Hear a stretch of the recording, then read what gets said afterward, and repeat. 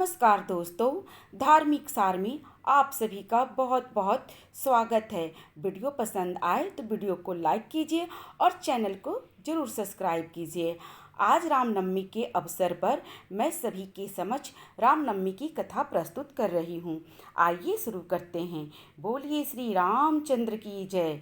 एक बार भगवान शिव से माँ पार्वती ने प्रश्न किया, हे प्रभु, राम कौन है?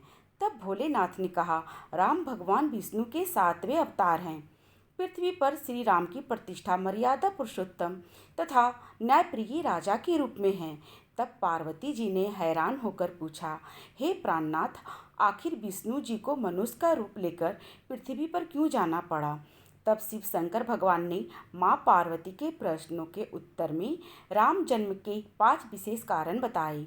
पहला कारण था सनत कुमारों का भगवान के पार्षदों को श्राप, जिसके कारण भगवान विष्णु के पार्षदों को राक्षस योनि में जन्म लेना पड़ा और उनके उद्धार के लिए भगवान को अवतार लेकर पृथ्वी पर आना पड़ा। दूसरा कारण था जालंधर की पत्नी वृंदा ने भगवान को श्राप दिया था कि आपको मनुष्य योनि में जन्म लेना पड़ेगा। जालंधर का उद्धार करने के लिए विष्णु जी ने छल से उसकी पत्नी वृंदा का सतीत्व भंग किया था। और तीसरा कारण था नारद जी का श्राप। एक बार विष्णु जी ने नारद जी को बानर के मुख में देखकर उनका मजाक उड़ाया था। और चौथा कारण मनु और शत्रुपा को भगवान ने वरदान दिया था कि प्रभु स्वयं उनके पुत्र बनकर पृथ्वी पर आएंगे। और पांचवा मुख्य कारण था राजा प्रतापभान, अरिमर्दन और धर्मरुचि को ऋषियों का श्राप। यह तीनों ही रावण, कुंभकर्ण और विभीषण बने। रावण ने अपनी प्रजा पर बहुत अत्याचार किए। एक बार तीनों भाइयों ने घोर तप किया। उनकी घोर तपस्या से प्रसन्न होकर ब्रह्मा जी ने उन्हें वर मांगने को कहा। इस पर रावण ने कहा, हे प्रभु, हमें यह वर दीजिए, हम वानर और मनुष्य 2 जातियों को छोड़कर और किसी के मारने से ना मरे। तब ब्रह्मा जी ने रावण को यही वरदान दिया। तुलसीदास जी ने लिखा है कि जब पृथ्वी पर रावण का अत्याचार बढ़ा और धर्म की हानि होने लगी, तब भगवान शिव कहते हैं, राम जन्म के हेतु अनेका, परम विचित्र एक ते एका। जब जब होए धर्म की हानि, बाढ़े असुर अधम अभिमानी। तब प्रभु धरि विविध शरीरा, हर ही कृपा निधि सज्जन पीरा। अर्थात जब जब धर्म की हानि होती है और अभिमानी राक्षस बढ़ने लगते हैं, तब तब कृपा निधान प्रभु दिव्य शरीर धारण करके सज्जनों की पीड़ा को हर लेते हैं।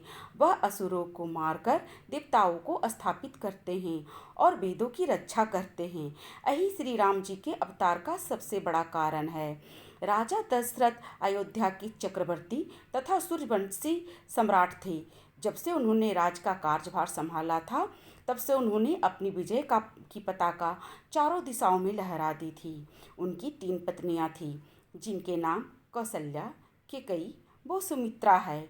एक बार भूपतहि मन माही, भय गिलानी मोरे सुतनाही। एक बार कुल गुरु वशिष्ठ जी की पत्नी माता अरुंधति ने गुरु वशिष्ठ जी से पूछा, हे नाथ, हमारे राजा का कोई पुत्र क्यों नहीं है? आप जैसा गुरु इनको मिला है हुआ है, फिर भी इनका कोई पुत्र नहीं। तब गुरु वशिष्ठ बोले, देवी, पुत्र तो तभी आएगा जब हृदय में पुत्र की लालसा होगी। तब अरुंधति बोली, यह काम आप मुझ पर छोड़ दो। तब माता अरुंधति अपने पुत्र को लेकर अयोध्या के राजमहल में पहुंच गई। जब राजा दशरथ जी ने माता अरुंधति को अपने पुत्र के साथ देखा तो वह उनसे मिलने आए। दशरथ ने गुरु जी के पुत्र की गालों को छुआ और उससे प्यार किया। उसी समय माता अरुंधति ने पीछे से बालक को चिकोटी भर दी। तब दशरथ जी बोले, माता, मैंने तो इसे धीरे से छुआ है, फिर यह क्यों रो रहा है? तब माता अरुंधति बोली, यह मन में सोच रहा है, आप तो राजा बन गए और इनके पिता आपके गुरु बन गए। आपका तो कोई पुत्र नहीं, तो मेरा पुत्र किसका गुरु बनेगा? आपका सिंहासन तो सूना रह जाएगा और यह परंपरा टूट जाएगी। जैसे ही दशरथ जी ने माता अरुंधति की बात सुनी तो उनके मन में ग्लानि हुई और उन्हें राज की चिंता सताने लगी। इसी चिंता के चलते उन्होंने गुरु वशिष्ठ जी से इसका उपाय पूछा, क्योंकि जो गुरु के घर पहुंच जाता है, भगवान उसके घर स्वयं पहुंच जाते हैं। राजा दशरथ ने गुरु वशिष्ठ को अपना सारा दुख सुनाया। तब महर्षि वशिष्ठ ने उन्हें श्रृंगी मुनि के द्वारा पुत्रष्टि यज्ञ करवाने को कहा। राजा दशरथ और रानी कौशल्या की एक पुत्री थी जिसका नाम शांता था, और शांता का विवाह श्रृंगी मुनि के साथ हुआ था। अपने ससुर के आग्रह तथा पत्नी के कहने पर श्रृंगी मुनि पुत्रष्टि यज्ञ करवाने के लिए तैयार हो गए। श्रृंगी मुनि ने यह यज्ञ की तैयारी पूरी कर ली और राजा दशरथ के द्वारा वह यज्ञ संपन्न करवाया गया। यज्ञ पूर्ण होने पर उसकी अग्नि में से स्वयं अग्निदेव खीर का पात्र हाथ में लेकर प्रकट हुए। उन्होंने वह पात्र राजा दशरथ को दे दिया और बताया, इसमें जो खीर है वह अपनी तीनों रानियों को खिला दे, जिससे उन्हें पुत्रों की प्राप्ति होगी। राजा दशरथ उस खीर के पात्र को लेकर अपनी रानियों के पास गए। फिर खीर के 2 हिस्से की गई। आधा हिस्सा रानी कौशल्या को दिया गया। अब बचे हुए आधे हिस्से के 2 भाग किए गए। उसमें से एक भाग पूरा रानी कैकेयी को मिला, और जो बचा हुआ एक हिस्सा था उसके आगे 2 हिस्से किए गए, जिसमें से एक हिस्सा रानी कौशल्या को दिया गया और दूसरा हिस्सा रानी सुमित्रा को। और कौशल्या जी ने वह खीर अपने हाथों से सुमित्रा जी को खिलाई, जिससे लक्ष्मण जी प्रकट हुए, और एक हिस्सा जो कैकेयी जी के हाथ में था वह उन्होंने रानी सुमित्रा को खिलाया, जिससे शत्रुघ्न जी प्रकट हुए। इस प्रकार सभी रानियां गर्भवती हुई। जिस दिन से भगवान गर्भ में आए, चारों ओर सुख संपत्ति छा गई। ग्रह, वार, योग, लग्न और तिथियां सभी अनुकूल हो गए और वह पावन समय भी आ गया। मौनी तिथि मधुमास पुनीता, शुक्ल पक्ष अभिजीत हरिप्रीता, मध्य दिवस अति शीत न धामा, पवन काल लोक विश्रामा। चैत्र मास की 9वीं तिथि थी, शुक्ल पक्ष और भगवान का प्रिय अभिजीत मुहूर्त था। दोपहर का समय था, ना बहुत सर्दी थी और ना ही गर्मी थी। वह पवित्र समय लोगों को शांति देने वाला था। शीतल मंद और सुगंधित वायु चल रही थी। सभी देवता भगवान की स्तुति करके अपने अपने लोकों में पधार गए थे। उसी समय अवधपुरी के दिव्य भवन में दिव्य कक्ष में भगवान श्री राम प्रकट हो गए। बोलिए श्री रामचंद्र जी की जय। जब श्री राम का जन्म हुआ तब वह चतुर्भुजी रूप में प्रकट हुए। जब रानी कौशल्या ने देखा तब उन्हें बड़ी हैरानी हुई। जो सारे ब्रह्मांड में समाया हुआ है वह मेरे गर्भ से निकला है। भगवान ने माता कौशल्या को दिव्य रूप दिखाया और भगवान चाहते थे कि माता के अंदर वात्सल प्रेम जागे, क्योंकि माता कौशल्या ने पिछले जन्म में भगवान से वरदान मांगा था कि आप पुत्र रूप में हमारे घर आएं, और कहा था कि जब आप आओ तो मुझे एक बार यह बोध होना चाहिए कि जो मेरे घर आए हैं वह भगवान हैं। जब माता कौशल्या ने भगवान को जी भरकर देख लिया तो भगवान मुस्कुराने लगे। प्रभु के दिव्य दर्शन करने के बाद माता की बुद्धि बदल गई और वह बोली, हे तात, यह रूप छोड़कर बाल लीला करो, यह सुख परम अनुपम होगा। माता के वचन सुनकर देवताओं के स्वामी भगवान श्री हरि ने बालक बनकर रोना शुरू किया। तुलसीदास जी कहते हैं, जो इस चरित्र का गान करते हैं वह श्री हरिपद का पद पाते हैं और संसार रूपी कूप में नहीं गिरते। वृद्धेनु सुर संत हित लीन मनुज अवतार, निज इच्छा निर्मित तनु माया गुण गोपार। अर्थात ब्राह्मण, गौ, देवता और संतों के लिए भगवान ने मनुष्य का अवतार लिया है। वह माया और उसके गुण और इंद्रियों से परे है। उनका दिव्य शरीर अपनी इच्छा से बना है। बच्चे की रोने की आवाज़ सुनकर सभी रानियां उतावली होकर दौड़ी चली गई आई। दासियां हर्षित होकर इधर उधर दौड़ने लगी।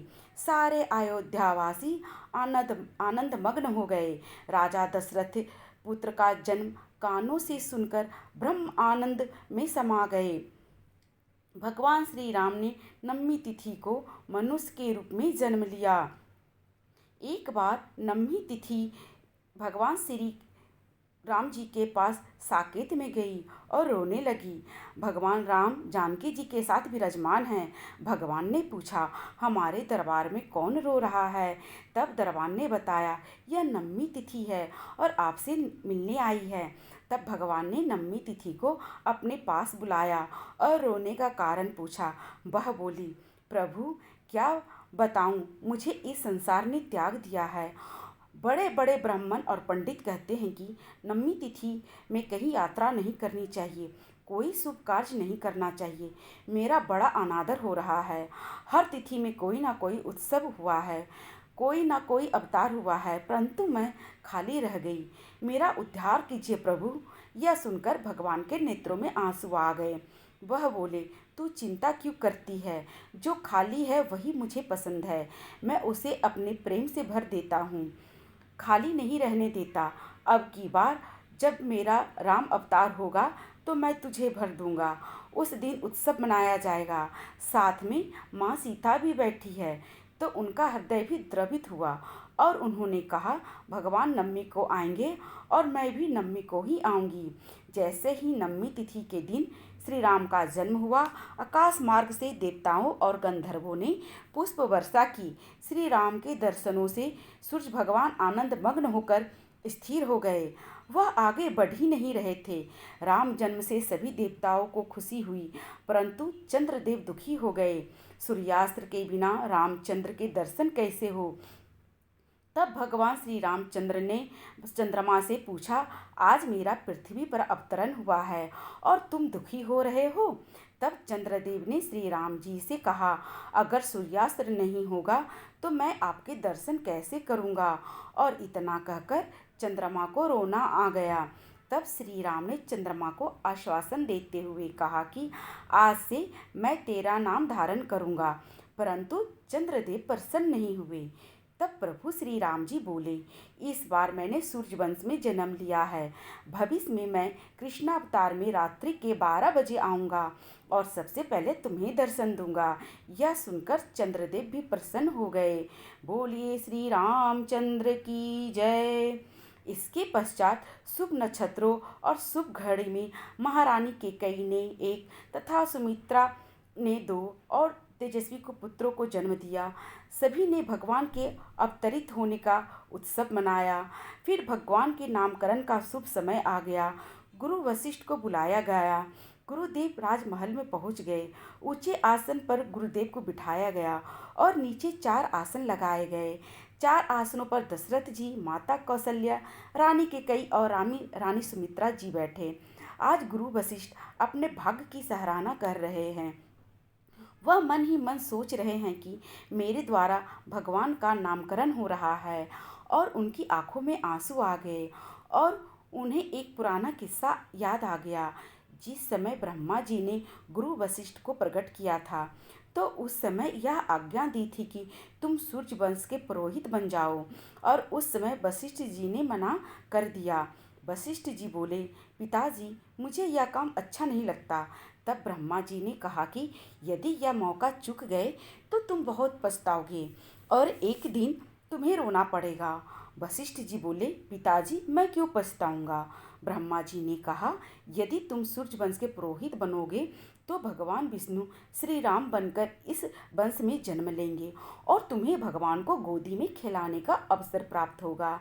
आपके गोद में ठाकुर जी होंगे और आप आनंद प्राप्त करोगे। तभी वशिष्ठ जी ने स्वीकार कर लिया कि मैं सूर्य वंश का पुरोहित बनूंगा। बस यही बात अब वशिष्ठ जी को याद आ रहे हैं और बहुत प्रसन्न हो रहे हैं। गुरु जी ने कहा, इनके नाम अनेक अनुपा, मैं नृप कहब सौमति अनुरूपा। इनके नाम तो अनेक हैं, फिर भी मेरी बुद्धि में जो आ रहा है वह मैं आपको बता रहा हूँ। जो आनंद सिंधु सुख राशि, सीकर ते त्रैलोक सुपासी, सो सुख धाम राम न असनामा, अखिल लोकदायक विश्रामा। ये जो आनंद के समुद्र और सुख की राशि है, जिसके एक कण से तीनों लोग सुखी हो जाते हैं, उन आपके सबसे बड़े पुत्र का नाम राम है, जो सुख का भवन और सभी लोगों को शांति देने वाला है। राम का अर्थ है जो सभी को आराम देगा, जो सबको आनंदित करेगा, जिनके नाम की महिमा अनंत है। राम नाम से क्या क्या नहीं हो सकता। एक बार राम नाम सब काम करने में समर्थ है। बोलिए श्री रामचंद्र की जय। राम जी के नामकरण के बाद वशिष्ठ जी ने कहा, जो संसार का भरण पोषण करते हैं उन आपके दूसरे पुत्र का नाम भरत होगा। जिनके स्मरण मात्र से शत्रुओं का नाश होता है उनका वेदों में प्रसिद्ध नाम शत्रुघ्न है। और जो शुभ लक्षणों के धाम श्री राम जी के प्यारे और सारे जगत के आधार हैं, गुरु वशिष्ठ ने उनका नाम लक्ष्मण रखा। गुरु जी ने हृदय में विचार करके यह शुभ नाम रखे। हे राजन, तुम्हारे चारों पुत्र वेद के तत्व हैं, जो मुनियों के धन, भक्तों के सर्वस्व और शिव जी के प्राण हैं। उन्होंने बाल लीला के रस में सुख माना है। इस प्रकार गुरु वशिष्ठ ने राजा दशरथ के चारों पुत्रों का नामकरण किया। बोलिए राम लक्ष्मण भरत शत्रुघ्न की जय। श्री राम जी की जय। इस प्रकार रामनवमी की कथा पूर्ण होती है। आप सभी का हार्दिक धन्यवाद। जय श्री राम, जय राम, जय राम, जय जय राम।